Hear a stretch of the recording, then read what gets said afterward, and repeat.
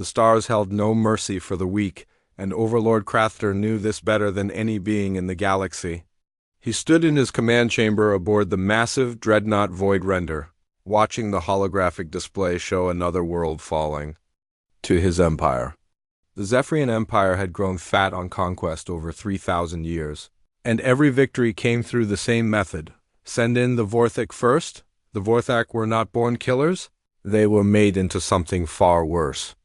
These shadow beings could slip through any defense, appear in any room, and eliminate any target without leaving a trace. They were the invisible hand of death that preceded every Zephyrian invasion. No species had ever survived their attention, and no contract had ever gone unfulfilled. Crafter's scaled fingers traced the surface of his command throne as he reviewed the latest reports. The Centaurian Federation had been resisting Zephyrian expansion for months now. These blue-skinned humanoids had made alliances with smaller species and were actually pushing back against Imperial forces. Such defiance could not be tolerated.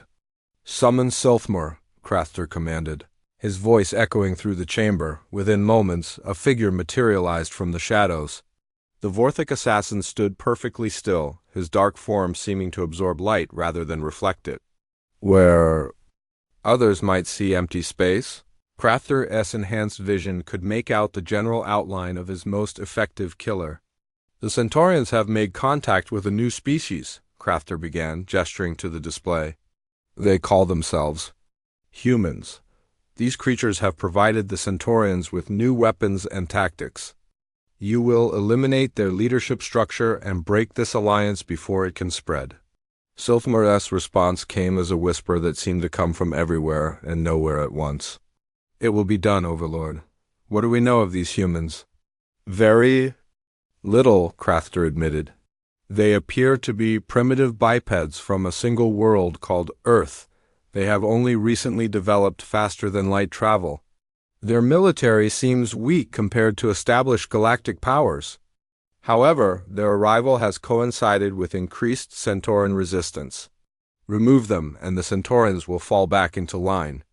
Meanwhile, billions of light years away, Captain Jake Morrison stood on the bridge of the UES Liberty, studying the distress signal that had brought his crew to the edge of known space. The message had come from Commander Lisa Hayes, the human liaison officer stationed with the Centaurian Federation on their capital world. "Captain," called out Communications Officer Danny Rodriguez from his station, "we're getting updated reports. From Centauri Prime, it's not good." Jake moved to look over Danny's shoulder at the incoming data streams. The reports painted a picture of systematic terror. Centaurian leaders were vanishing from secured locations. Government officials were found dead in locked rooms with no signs of forced entry. Military commanders were dying in their sleep despite heavy guard presence. "This isn't random violence," Jake observed. "Someone is targeting their command structure." "Doctor." Kevin Mitchell looked up from his scientific station where he had been analyzing the tactical data. "The pattern suggests a single entity or small group with incredible infiltration capabilities. Whatever is doing this can bypass any security measure the Centaurians have developed." The Liberty dropped out of hyperspace at the edge of the Centaurian system, and immediately Jake knew something was terribly wrong. Space around Centauri Prime was filled with debris from destroyed ships. Several orbital stations were dark and lifeless. The planet itself showed signs of massive civil unrest, with fires visible even from orbit. "Take us in carefully," Jake ordered. "I want full shields and weapons ready." As they approached the planet, Lisa Hayes' voice crackled through the communications system. Her transmission was broken and filled with static, but her message was clear enough. "Jake, thank God you're here. We're dealing with something we've never seen before. They call them Vorthak.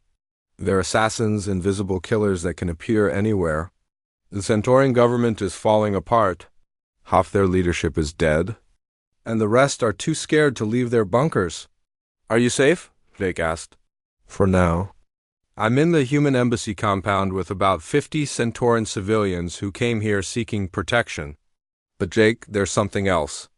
Intelligence suggests these Vorthak work for something called the Zephyrian Empire. This isn't just about The Centaurians, they're coming for us too. Jake felt a chill run down his spine. Humanity had only made first contact with alien species 5 years ago when they encountered the Centaurians. The universe had seemed vast but manageable, filled with potential friends and trading partners. The idea that there were hostile empires out there with weapons humanity couldn't even understand was terrifying. Amy Parker, the Liberty's tactical officer, pulled up everything they knew about galactic politics on her display. Captain, if this Zephyrian Empire has been operating for thousands of years, like the Centaurians suggest, they must control a significant portion of the galaxy.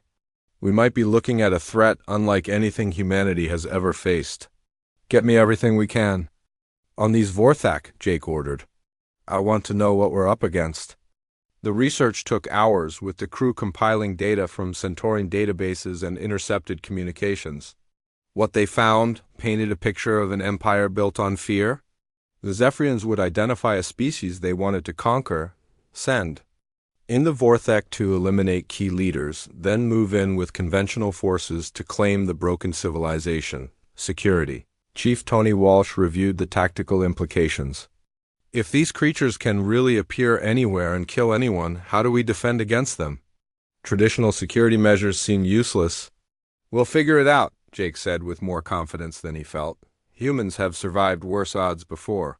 But even as he spoke those words, Jake wondered if that was true. Humanity had never faced an enemy that could strike from the shadows without warning, let alone an entire galactic empire built around such tactics. The Zephyrians had crushed hundreds of worlds using the same method, and now they had set their sights on humanity's first alien friends. As the Liberty settled into orbit around Centauri Prime, Jake made a decision that would change everything. We're not running, he announced to his crew. The Centaurians trusted us enough to call for help, and we're not going to abandon them now. Whatever these Vorthak are, we're going to find a way to stop them. Unknown to Jake or anyone else aboard, the Liberty, Sulfmer had already begun his journey toward human space. The Vorthak assassin traveled in a ship that existed partially outside normal space, invisible to all known detection methods. His mission was simple: eliminate the human leadership and break their alliance with the Centaurians. What neither Sulfmer nor his Zephyrian masters understood was that they were about to encounter something unprecedented in their 3,000 years of conquest. They were about to meet a species that would challenge everything they thought they knew about strength, honor, and survival. The mining colony on Kepler 442b had always been quiet, which is exactly why Danny Rodriguez liked working there as security chief. The red dwarf star cast a dim light over the rocky world, and the 300 colonists who worked the mineral extraction operations rarely caused trouble. That changed the day people started disappearing. It began with Marcus Webb, a maintenance worker who failed to show up for his shift. His quarters were searched and found empty, with no signs of struggle or forced entry. His personal belongings were still there, including his identification card and credit chips. Security cameras showed him entering his room after dinner, but never leaving. 3 days later, engineer Sarah Kim vanished from the central power plant. She had been working alone on a routine repair when she simply ceased to exist. The security system showed her walking into the power room, but the next scan revealed an empty chamber with her tools scattered on the floor. Danny increased patrols and implemented a buddy system, but the disappearances continued. Dr. Beth Adams from the medical center, Supervisor Carl Johnson from the mining operations, and Communications Officer Janet Ross all vanished within a week. The colonists were becoming terrified, and Danny was running out of answers. Amy Parker had been appointed colony administrator just 6 months earlier, and she prided herself on maintaining order and protecting the people under her care. She was reviewing security reports in her office when her assistant knocked on the door. "Ma'am, we have another situation. The children in the education center are scared. Some of their parents have been among those who disappeared, and they're asking questions we can't answer." Amy stood up from her desk and walked to the window that looked out over the colony's main plaza. Children were playing in the central courtyard under the watchful eyes of their teachers. But she could see the tension in the adults supervising them. Everyone was afraid. Schedule an emergency evacuation drill for tomorrow morning, Amy decided. If something dangerous is in the colony, I want to make sure we can get everyone to safety quickly if needed. What Amy didn't know was that she was being watched. Silthmer had arrived on Kepler 442b 2 weeks earlier, and he had been studying the human colony with professional interest. The Vorthic assassin found their security measures primitive but adequate for defending against conventional threats. What impressed him was their social structure. Unlike most species the Vorthok had hunted, humans seemed to have strong protective instincts that extended beyond family units. He observed workers risking personal injury to help colleagues in dangerous situations. He watched as colonists shared resources with families who had lost breadwinners to the mysterious disappearances. Most interesting was their leader, Amy Parker, who spent her time ensuring the safety of others rather than securing her own position. Silthmer had been given specific orders. Eliminate Amy Parker first, as she was the strategic mind that could organize resistance. Then target the security chief, the medical personnel, and key technical specialists. Break their command structure and the colony would surrender without resistance. The evacuation drill began at dawn. Amy stood in the central plaza as colonists moved in organized groups toward designated safety zones. The drill was proceeding smoothly when the emergency alarm started blaring. A real crisis had developed in the eastern mining sector where a support beam had collapsed, trapping several workers. All available personnel to Sector 7, Danny's voice echoed through the communication system. We need medical teams and heavy equipment immediately. Amy watched as the evacuation drill transformed into a real rescue operation. Colonists abandoned their assigned safety positions to help with the emergency. Dr. Kevin Mitchell grabbed his medical kit and ran toward the mining sector. Engineer Tony Walsh commandeered a construction vehicle to help clear debris. Even office workers and teachers joined the effort, forming human chains to pass supplies and equipment. What made Silthmer pause was Amy's reaction. As colony administrator, she could have remained in the command center coordinating the rescue from safety. Instead, she ran directly toward the danger, helping to carry injured miners to the medical station and organizing the civilian volunteers, who were risking their lives to save their neighbors. The Vorthic assassin found himself in an unprecedented situation. His target was completely exposed and vulnerable, focused entirely on saving others. According to his orders, this was the perfect opportunity to strike. But something deep in Vorthic culture made him hesitate. The Vorthic had their own code of honor, developed over millions of years of evolution as pack hunters. They respected courage in the face of overwhelming odds.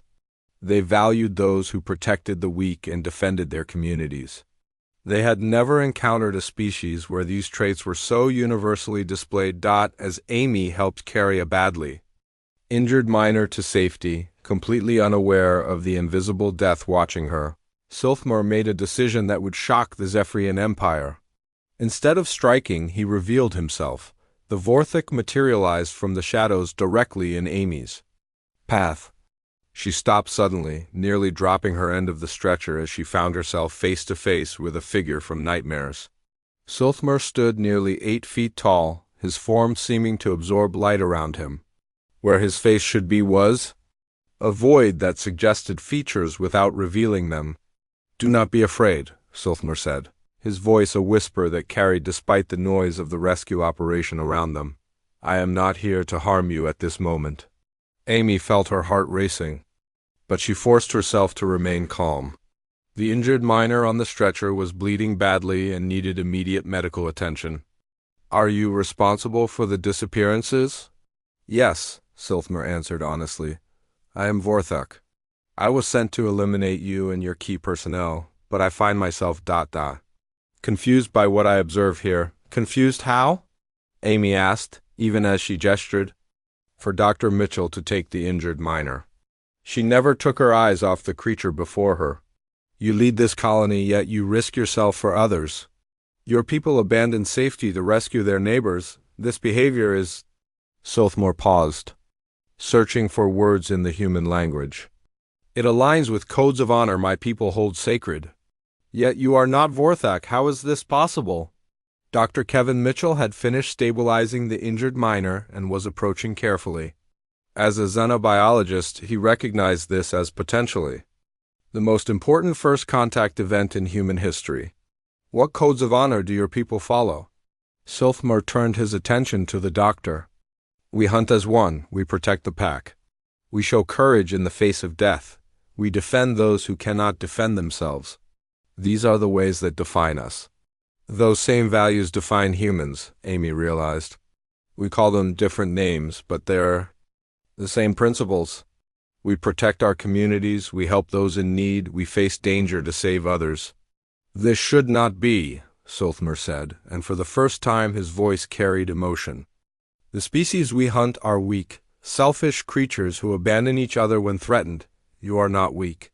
You do not abandon each other. You are like us, but you are not us. This creates a contradiction in my mission. Danny Rodriguez had arrived with additional security personnel, but Amy held up her hand to keep them back. What exactly is your mission? I was ordered to eliminate you and break your people's spirit before the Zephyrian Empire arrives to claim this world.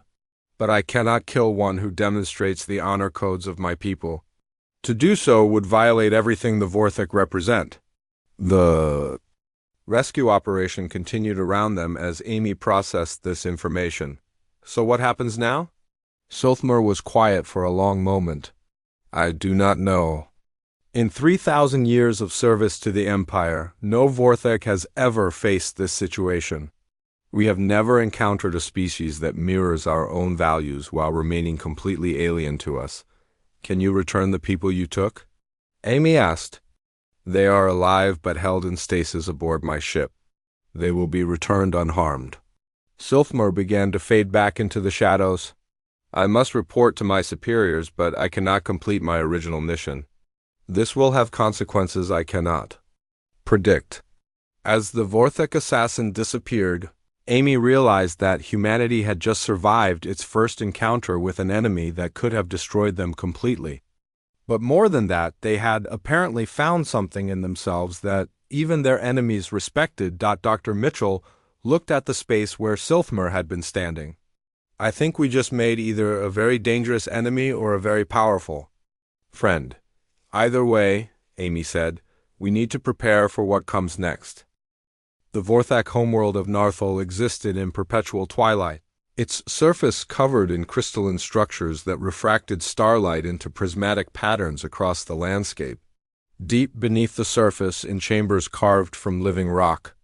Millions of years ago, the Elder Council convened to hear something unprecedented in their species' history. Silthmer knelt in the center of the circular chamber as 12 ancient Vorthaks surrounded him.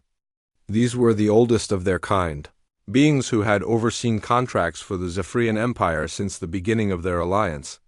Elder Vashkal, whose form seemed more shadow than substance even by Vorthak standards, spoke first.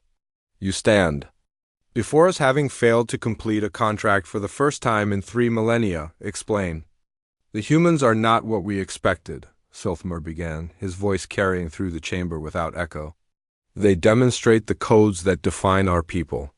They protect their weak, they sacrifice for their communities, they show courage when facing overwhelming odds. To kill them would violate our most sacred principles.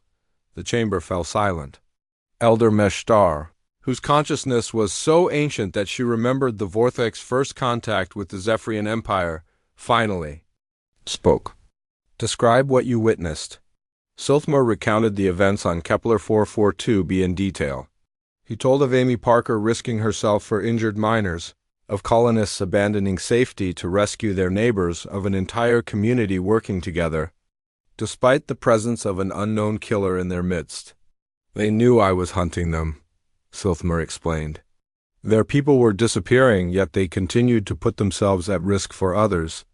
When their leader could have remained in safety, she ran toward danger to help the injured. This is not the behavior of the weak species we typically hunt. Elder Korthoval had remained silent throughout the recounting, but now he shifted forward. Did they attempt to bargain with you? Offer tribute or submission to spare their lives? No, they showed no fear of death, only concern for each other's well-being. Even when I revealed myself to their leader, she did not flee or plead. She asked if I could return the people I had taken. The implications of this revelation rippled through the council. For millions of years, the Vorthak had been pack hunters who valued courage, loyalty, and self-sacrifice above all else. These traits had made them perfect weapons for the Zephyrian Empire, because they understood strength and respected worthy opponents even as they eliminated them, but the Zephyrians had always sent them against species that crumbled under pressure, civilizations that abandoned their principles when faced with extinction. The humans represented something the Vorthak had never encountered, a species that became more unified and protective when threatened. Meanwhile, on Earth, Admiral Jack Collins was receiving reports that made no sense. General Sam Carter stood before a holographic display showing human colonies throughout the outer systems.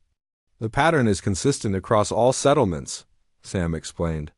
"Mysterious disappearances, people vanishing from secure locations, then, suddenly, all the missing personnel are returned unharmed with no memory of where they were taken."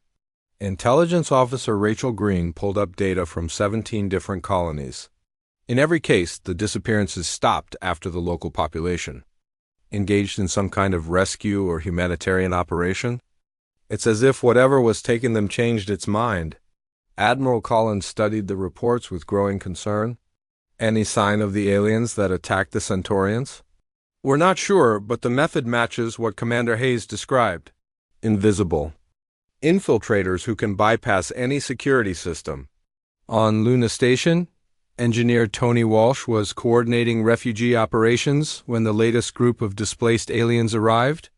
The station had become a hub for humanitarian aid as the Zephyrian Empire's expansion forced thousands of beings from their homeworlds. Dr. Beth Adams was working around the clock treating injuries from the various refugee species when she noticed something odd.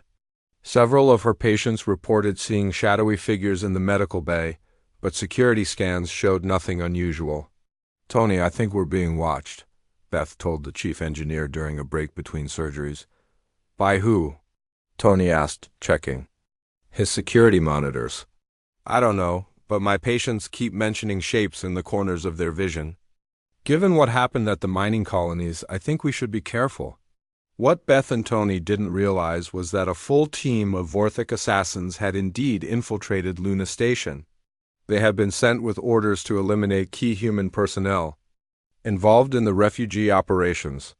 The Zephyrian Empire saw humanity's willingness to help displaced species as a threat to their expansion plans.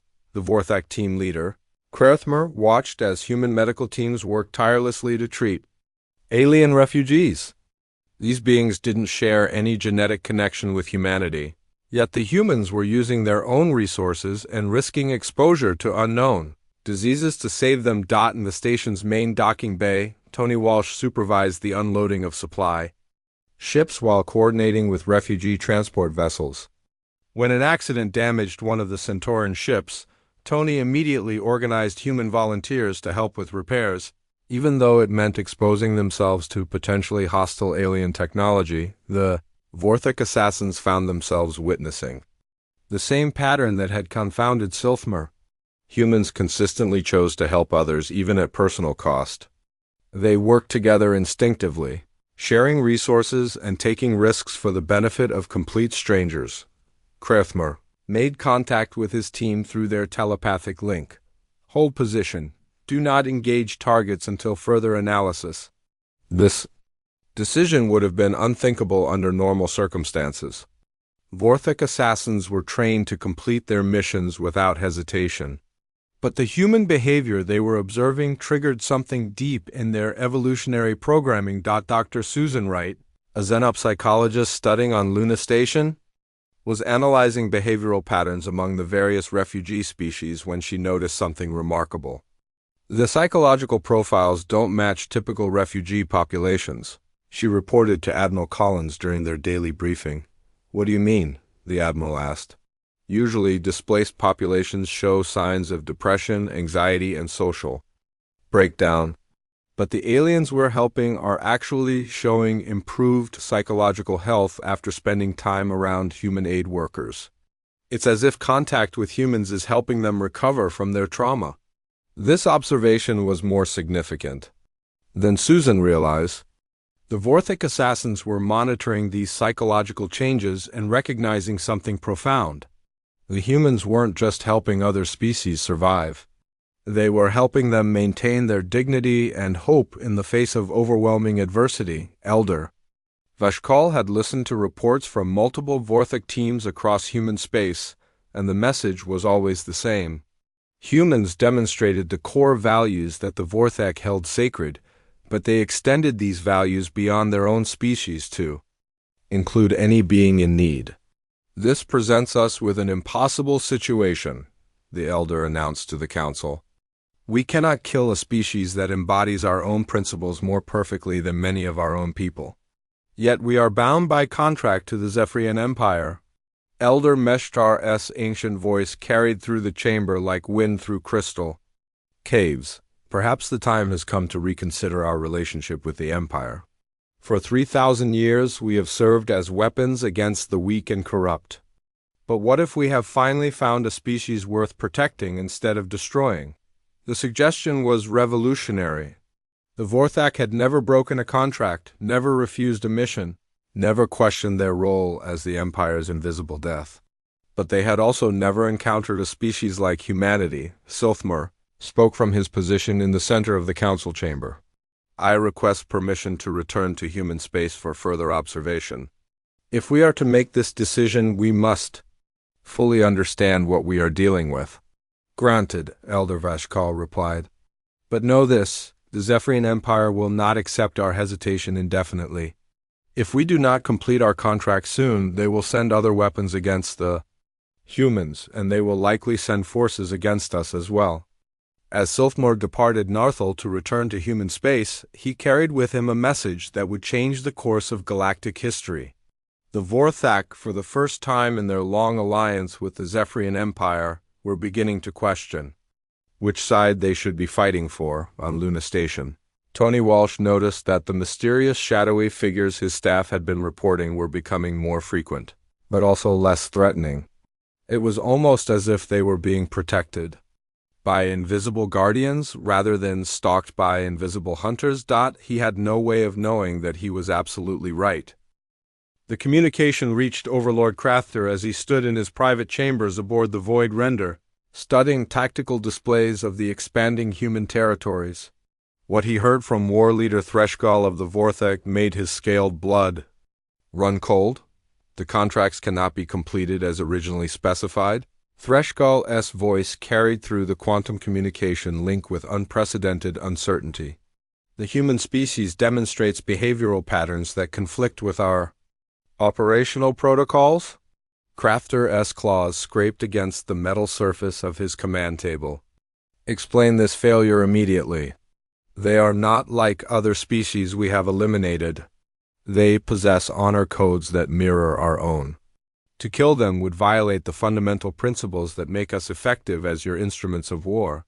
For several moments, the only sound in the chamber was the hum of the ship's engines. In 3,000 years of partnership, the Vorthak had never failed to complete a contract. They had eliminated countless species across hundreds of worlds, always with perfect efficiency and absolute reliability. Are you telling me that the most feared assassins in the galaxy are refusing to complete their mission because they respect their targets? Crathra's voice carried a dangerous edge.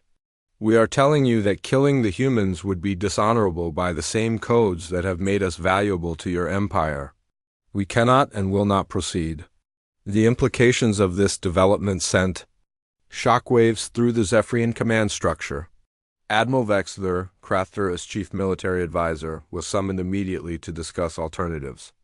Without the Vorthak to eliminate enemy leadership, our conventional forces will face organized resistance, Vexler warned. The humans may be primitive, but if their command structures remain intact, they could prove surprisingly difficult to conquer. Then we will overwhelm them with superior numbers and firepower, Crafter decided. Prepare the Fifth Fleet for immediate deployment to human space. If the Vorthik will not complete their contracts, we will handle this ourselves. What the Zephyrian leadership did not realize was that their conversation was being monitored by human intelligence operations. Captain Steve Baker of the UES Defiance had been conducting reconnaissance missions along the Empire's borders when his ship's advanced sensors detected the quantum communications. Admiral Collins needs to see this immediately, Steve told his communications officer. We're looking at a full-scale invasion force, not just the invisible killers we've been dealing with.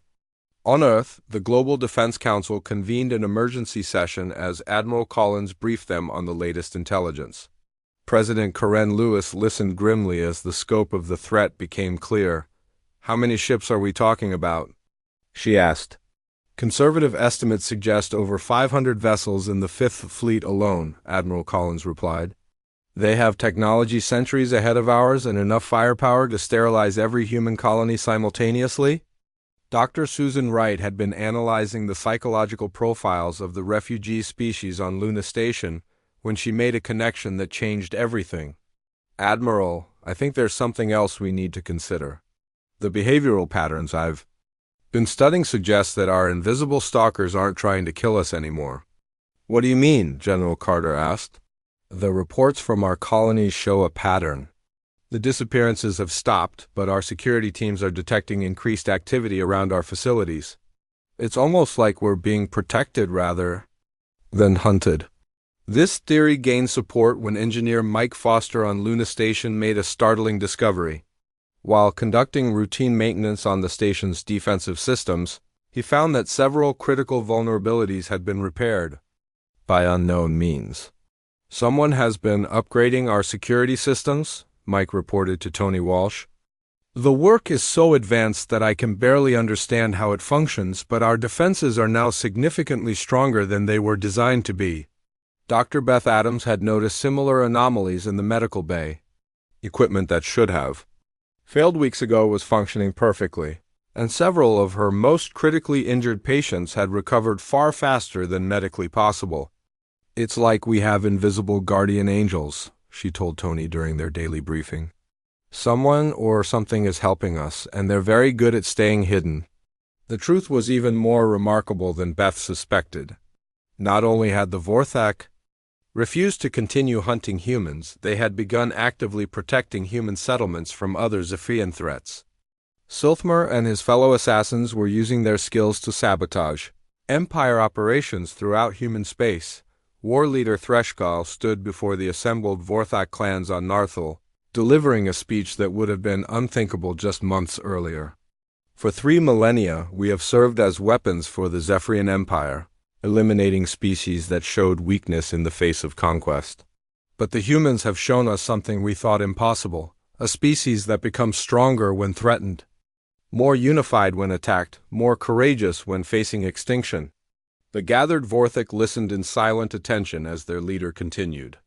They demonstrate every principle we hold sacred, extended not just to their own kind but to all beings in need. They risk themselves for strangers. They share resources with refugees. They face overwhelming odds to protect the innocent. To kill such beings would be the ultimate betrayal of everything we represent. Elder Vashkal stepped forward from the council chamber. The Zephyrian Empire has issued an ultimatum. Complete the human contracts or face termination of our alliance. They consider our refusal to be contamination that must be purged. This revelation stirred anger among the assembled Vorthak. After 3,000 years of faithful service, the Empire was threatening to destroy them for following their own moral codes. Then perhaps it is time to choose a different alliance, Threshkal declared. If the Empire considers honor to be contamination, then we are no longer aligned with their goals.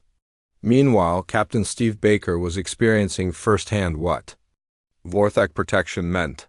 His ship had been surrounded by Zephyrian destroyers during a reconnaissance mission when the enemy vessels suddenly began experiencing catastrophic system failures. What's happening to them? Steve asked his tactical officer, Julie Murphy. Unknown, sir. Their weapon systems are shutting down, their engines are failing, and their communications are being jammed by their own equipment. Through his viewscreen, Steve watched as dark shapes moved across the hulls of the enemy ships.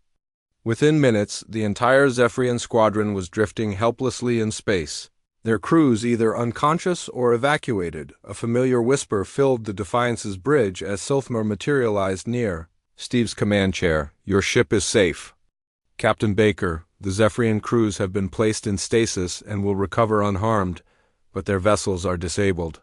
Steve looked at the Vorthak assassin with amazement. "You're protecting us." "We are protecting those who demonstrate the values we respect," Silthmer replied. "Your species has shown us that strength comes not from the ability to kill, but from the willingness to preserve life." "Why?" Steve asked. "Why risk your relationship with your empire for us?" "Because empires built on fear and oppression are not worth serving. We have spent 3,000 years as weapons of conquest, but perhaps it is time to become guardians of those who deserve protection."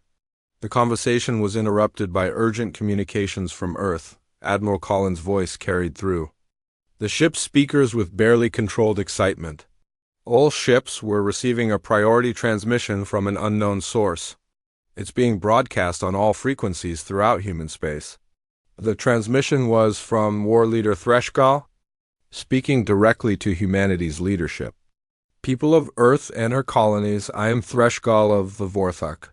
For 3 millennia, my people have served as assassins for the Zephyrian Empire. We were sent to eliminate your leaders and break your resistance before invasion." Steve exchanged glances with his crew as the unprecedented message continued. "But we have observed your species and found something remarkable. You embody the same principles of honor, courage, and protection that define our own people. We cannot and will not be instruments of your destruction." The transmission paused before delivering the most shocking news of all. "The Zephyrian Empire has mobilized their 5th Fleet to attack your worlds directly. They consider both humans and Vorthak to be threats that must be eliminated. We offer you our alliance in the coming battle, not as servants of an empire, but as partners in resistance against tyranny." As the transmission ended, Steve realized that the galaxy's most feared assassins had just declared war on their own empire to protect humanity. The question now was whether this unexpected alliance would be enough to survive what was coming. Through the viewscreen, Steve could see Zephyrian reinforcements already approaching. The real war was about to begin. President Karen Lewis stood before the emergency session of the Global Defense Council, knowing that her next decision would determine humanity's survival.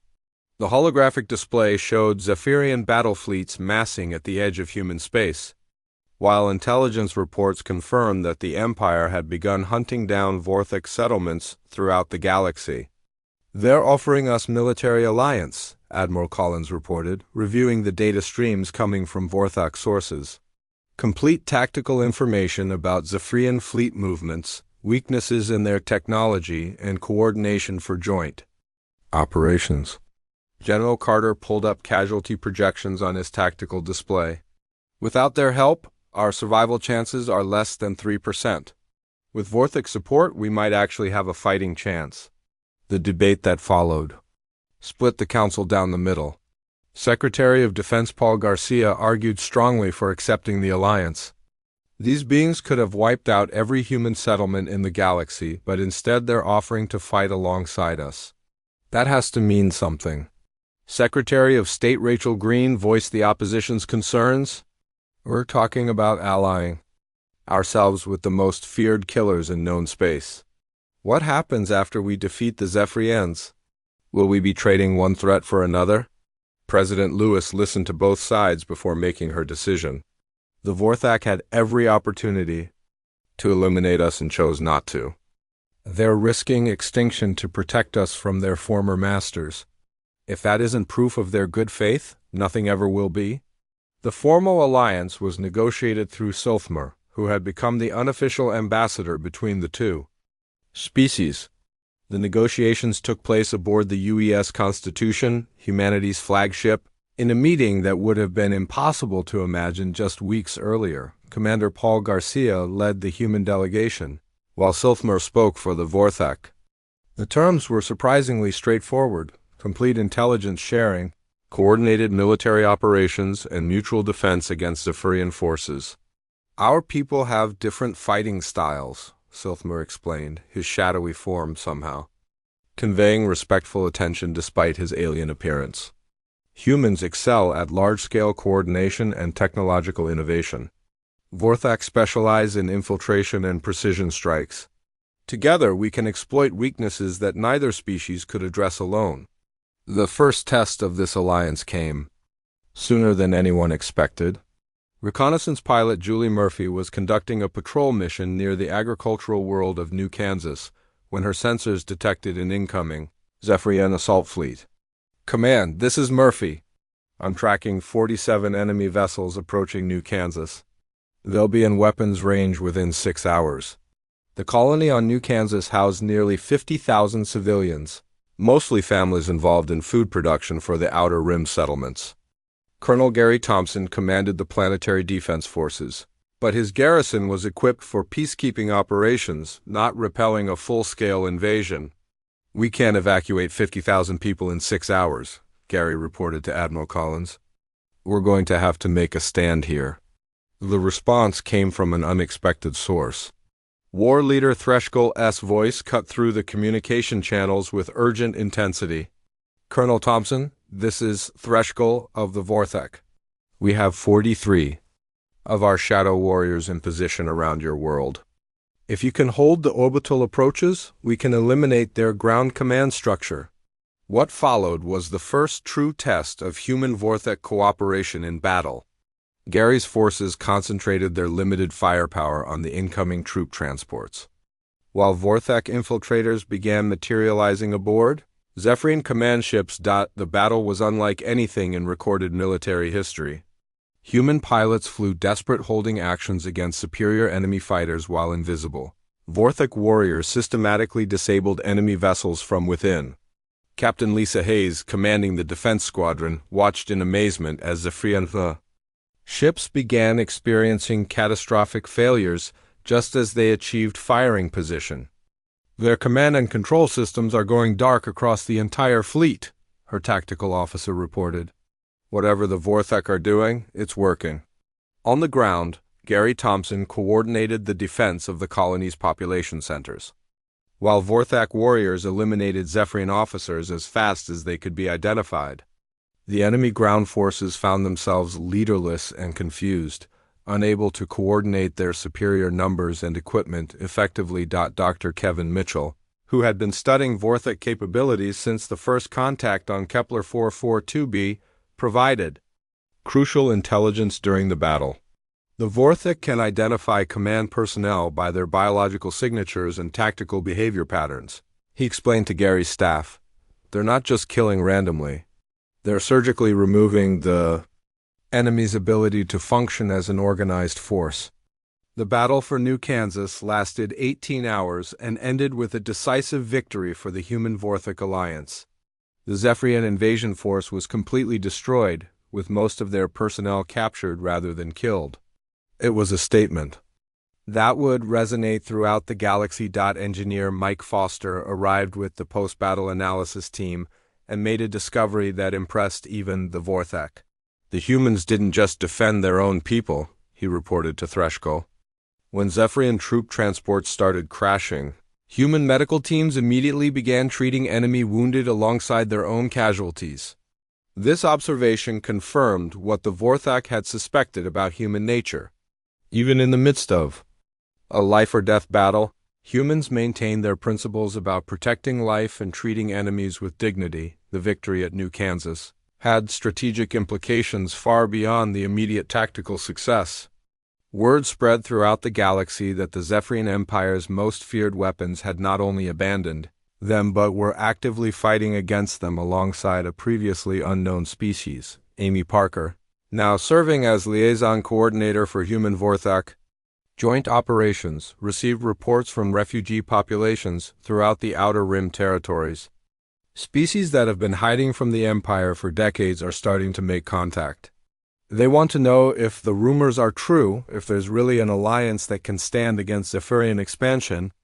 President Lewis convened another emergency session of the Global Defense Council to address this development. We're not just fighting for human survival anymore. We've become a symbol of resistance for oppressed species throughout the galaxy.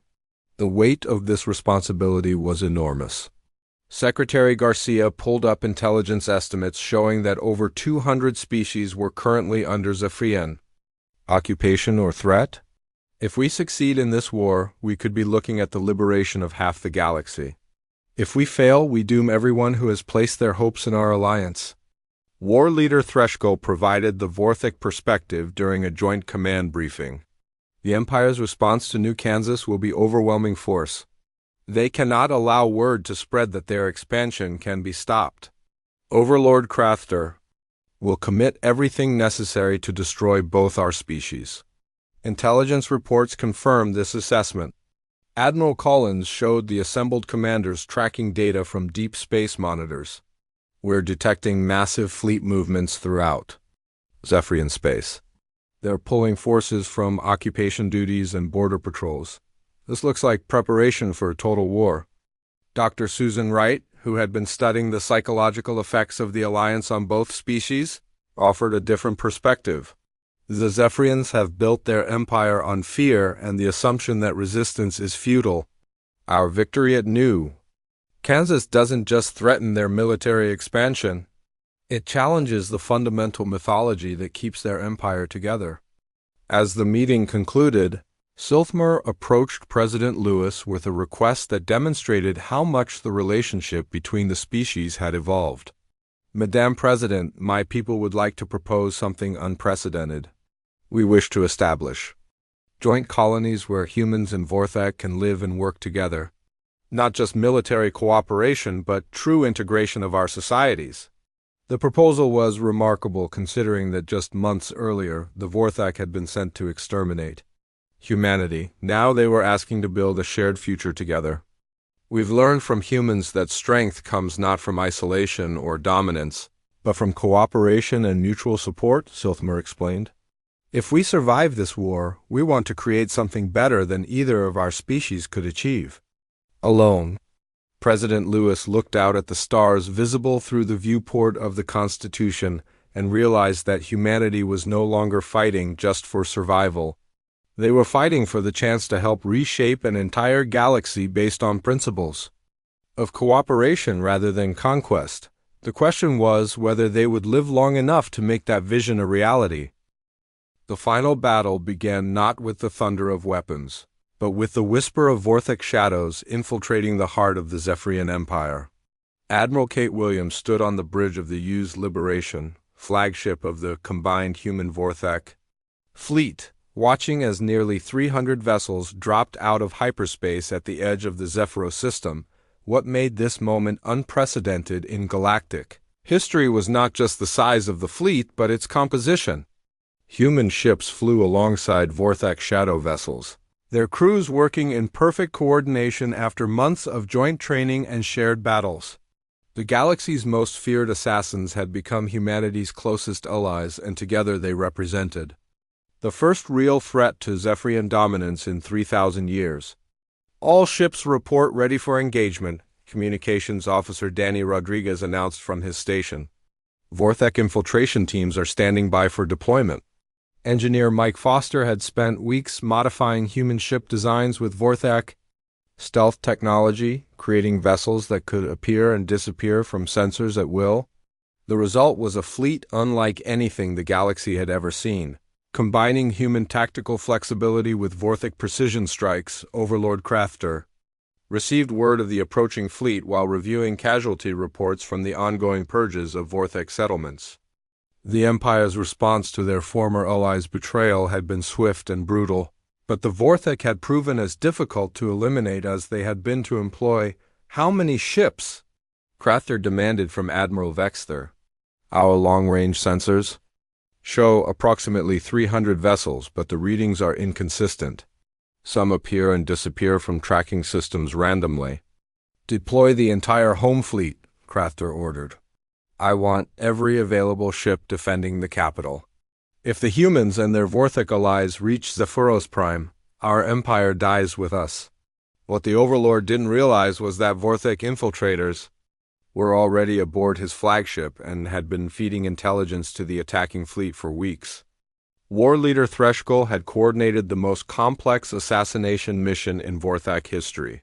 But instead of targeting individuals, they were targeting an entire civilization's ability to make war. Dr. Kevin Mitchell, now serving as Xenobiological advisor to the combined fleet, monitored the Vorthak teams as they began their infiltration of the Zephyrian defense network. "They're not just disabling ships," he reported to Admiral Williams. "They're systematically targeting command and control systems across the entire defensive grid." The battle began as Zephyrian forces opened fire on the approaching human Vorthak fleet. What they expected was a conventional engagement where superior numbers and firepower would eventually prevail. What they got instead was a nightmare of ships that seemed to phase in and out of existence while striking with impossible precision. Captain Steve Baker commanded one of the modified stealth frigates, working in close coordination with Silthmer and his team of shadow warriors. "Take us in close to their command ship," Steve ordered his pilot. "Silthmer, you'll have 30 seconds to get aboard and disable their communications array." The frigate materialized directly alongside the massive Zephyrian dreadnought, close enough that the enemy crew could see human faces through the viewports. Before defensive systems could respond, Vorthak warriors had already teleported aboard and begun their systematic dismantling of critical systems. Throughout the fleet engagement, this pattern repeated dozens of times. Human ships would appear at point-blank range, deploy Vorthak infiltrators, then fade back into stealth mode while enemy vessels found themselves crippled from within. Colonel Gary Thompson led the ground assault forces that would be needed once the orbital defenses were neutralized. His troops had trained extensively with Vorthak warriors, learning to coordinate conventional tactics with shadow operations. "Remember, we're not here to destroy their civilization," Gary briefed his Marines before deployment. "We're here to end their ability to threaten others. Take prisoners when possible, protect civilian populations, and show them what liberation looks like instead of conquest." Sergeant Bill Harper, leading one of the assault teams, had developed a close working relationship with the Vorthak warrior assigned to his unit. "It's strange," he confided to his fellow Marines. 6 months ago, these beings were sent to kill. Now I trust my Vorthak partner more than some humans I've served with." The transformation of the Vorthak from assassins to protectors had been remarkable to witness. They had retained all their lethal skills but redirected them toward defending, rather than destroying. Instead of eliminating enemy leadership, they disabled command systems. Instead of killing indiscriminately, they targeted only those who continued to resist after being offered surrender. Dr. Beth Adams commanded the medical vessels that followed the main fleet, prepared to treat casualties from both sides of the conflict. "We're receiving transmissions from Zephyrian ships requesting medical assistance," she reported to Admiral Williams. "Their crews are experiencing massive system failures but no direct casualties." This was exactly what the Human Vorthak Alliance had planned. By demonstrating that they could defeat the Empire without massacring its people, they hoped to break the cycle of fear and retaliation that had sustained Zephyrian expansion for millennia. Amy Parker, now serving as diplomatic coordinator for the fleet, received the first surrender offers as Zephyrian captains realized their ships were being systematically disabled rather than destroyed. "Admiral, we're getting requests for negotiation from 17 enemy vessels. They want to know what terms we're offering." The terms were unprecedented in galactic warfare: complete amnesty for crews that surrendered peacefully, protection for civilian populations, and integration into a new galactic order based on cooperation rather than conquest. As the battle reached its climax, Vorthak infiltrators reached the Imperial Palace on Zephyros Prime itself. War leader Threshkull personally led the team that materialized in Overlord Crafter S command chamber, ending the Empire's resistance without firing a single shot in the palace. The scene that followed would be remembered throughout galactic history. Crafter, the being who had ruled through fear for centuries, found himself face to face with his former assassin and the human admiral who commanded the Liberation Fleet. "You were sent to eliminate the humans," Crafter said to Threshkull, his voice carrying defeat and confusion. "You were the perfect weapon of conquest. How did they turn you against us?" "They showed us what we were truly fighting for," Threshkull replied. "We thought we served strength and honor, but we were merely instruments of fear and oppression. The humans demonstrated that real strength comes from protecting others, not destroying them."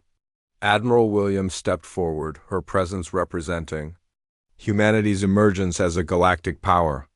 "Overlord Crafter, the Zephyrian Empire's reign of conquest is over. But this doesn't have to mean the end of your people. We're offering integration into a new galactic community based on mutual cooperation." What followed was a broadcast that reached every corner of the galaxy. Overlord Crafter, speaking from his own throne room surrounded by human and Vorthak representatives, announced the end of the Empire and the beginning of a new era. "For 3,000 years, the Zephyrian Empire has grown through conquest and fear," Crafter's voice carried across countless worlds. "We believe that strength came from the ability to destroy others. We were wrong." The broadcast continued. As the former Overlord explained how the Human Vorthak Alliance had demonstrated a different kind of strength, the power to protect, to heal, and to build rather than destroy, President Karen Lewis, speaking from Earth, addressed the galaxy as humanity's representative in this new order. "We offer every species the same choice we offered the Zephyrians. Join us in building a community based on mutual respect and protection, or continue the old ways of conquest and fear.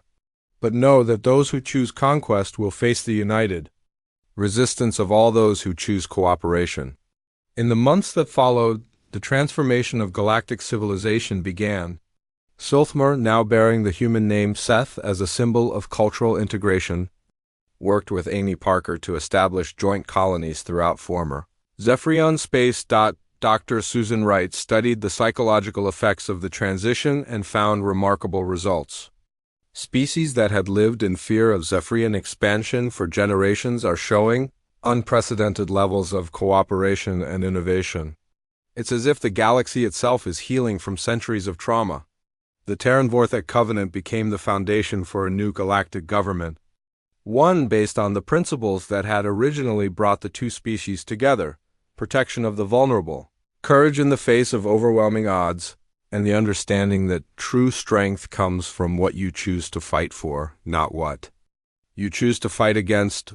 Tony Walsh, now serving as chief engineer for the Covenant's construction projects, oversaw the building of joint research stations where human and Vorthak scientists work together to develop technologies focused on creation rather than destruction. Engineer Mike Foster's innovations in combining human and Vorthak technologies had revolutionized space travel, making it possible for even the smallest species to explore and colonize new worlds without fear of conquest.